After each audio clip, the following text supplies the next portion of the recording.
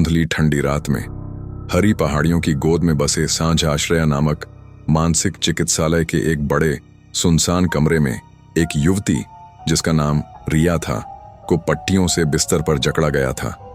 उसके सिरहाने एक पुरानी डरावनी शॉक ट्रीटमेंट मशीन खड़ी थी। रिया की आवाज, जो कभी मर्दानी तो कभी औरत की तरह गूंजती थी, गुस्से और डर से भरी चीखों में बदल रही थी। तुम नहीं जानते तुम क्या कर रहे हो, मैं तुम्हें नहीं छोड़ूंगी। उसकी चीखें कमरे की दीवारों से टकराकर और भयावह हो उठती थीं। तभी नर्स शांति, एक मोटी कठोर चेहरे वाली औरत, ने रिया के गाल पर जोरदार तमाचा जड़ा। रिया की चीखें एक पल को थम गईं। उसी क्षण दरवाजा खुला और डॉ. अरुण, सफेद कोट में सौम्य दिखने वाले चिकित्सक, कमरे में दाखिल हुए। उनकी भौहें तन गईं। नर्स, मरीज से इस तरह पेश आते हैं? शांति ने सिर झुकाकर माफी मांगी। सॉरी सर, शॉक ट्रीटमेंट तैयार है। उसने रिया के मुंह में कपड़े का एक टुकड़ा ठूंस दिया। मशीन की बज्ज सुनाई दी और शॉक ट्रीटमेंट शुरू हो गया। रिया का शरीर तड़प उठा। मानसिक रोगियों के लिए यह इलाज आम था, पर हर बार यह आत्मा को झकझोर देता था। कुछ हफ्तों बाद एक पूर्णिमा की रात में रिया, अब थोड़ी बेहतर, चिकित्सालय के पास बने एक शांत तालाब के किनारे बैठी थी।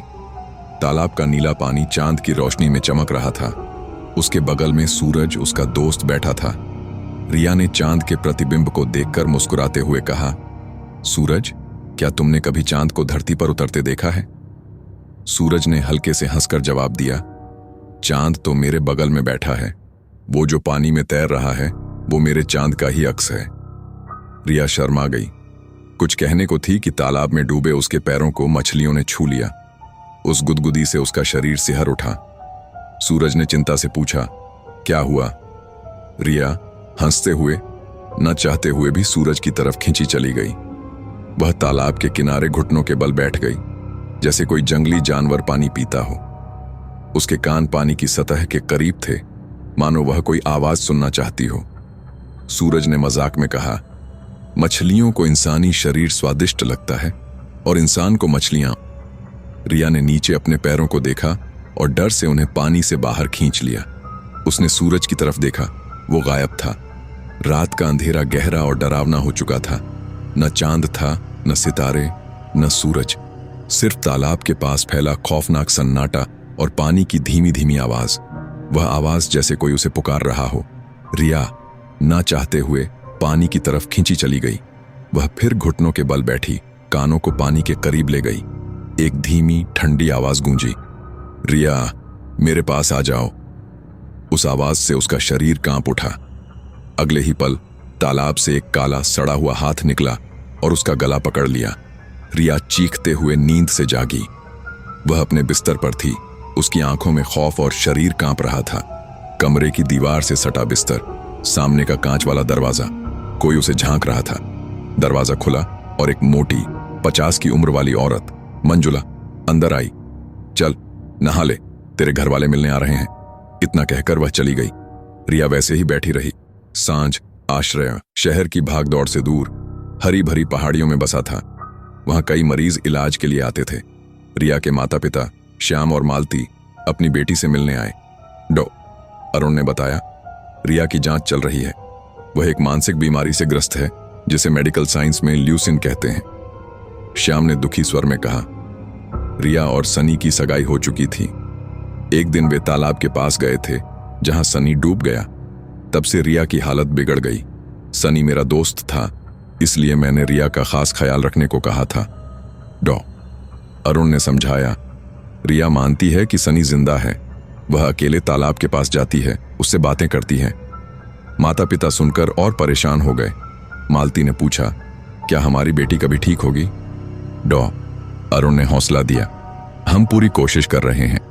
तभी एक औरत की आवाज गूंजी, आप बेकार कोशिश कर रहे हैं, रिया की बीमारी आपके बस की नहीं। सबने देखा, डॉक्टर के केबिन के बाहर एक खूबसूरत औरत खड़ी थी।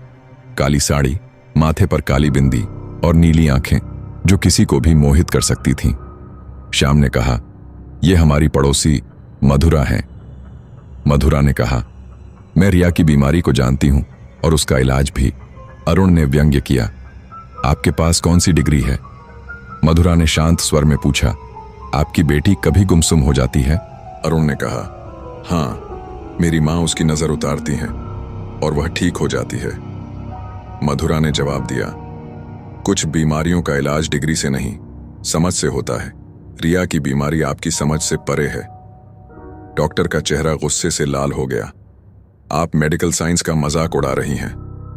मधुरा बिना जवाब दिए केबिन से निकल गई। वह एक कमरे के सामने रुकी जिसका दरवाजा बंद था। उसने कहा, इस कमरे में कोई मरीज नहीं है, ये महीनों से बंद है। डॉ अरुण ने व्यंग्य किया, लगता है आपने पहले रेकी की है। मधुरा ने जवाब दिया, इंसानों की जानकारी हमेशा सही नहीं होती, कुछ और स्रोत भी हैं। आगे बढ़ते हुए मधुरा रिया के कमरे के सामने रुकी। रिया, कैसी हो? रिया ने डर से सिर उठाया और मधुरा को देखकर रो पड़ी। मधुरा ने कमरे में कदम रखा, मानो कोई अदृश्य मौजूदगी उसे महसूस हो रही हो। उसने कमरे के कोनों को टटोला। रिया की पीठ के पीछे एक काली परछाई की सफेद आंखें मधुरा को घूर रही थीं। मधुरा का गला सूख गया। वह समझ गई, रिया अकेली नहीं थी। कहानी का अंत रिया की आंखों में बसे डर और मधुरा की नजरों में जले सत्य के साथ होता है। मधुरा की मौजूदगी और उसकी वहनी शक्ति सुनने वाले के मन में एक गहरा सवाल छोड़ देती है, क्या कुछ सच वाकई में विज्ञान की समझ से परे हैं? रिया का दर्द, सनी की अधूरी मोहब्बत और तालाब की पुकार, ये सब सुनने वाले के दिल में एक गहरी छाप छोड़ते हैं, जैसे कोई साया उनके साथ ही चल रहा हो। दोस्तों, यह रही आज की कहानी। आपको यह कहानी कैसी लगी हमें कमेंट करके जरूर बताएं। हमने एक हॉरर प्लेलिस्ट बना रखी है, आप लोग उस प्लेलिस्ट को चेक करना ना भूलें। जल्दी मिलते एक नई कहानी है, तब तक अपना ख्याल रखें। धन्यवाद।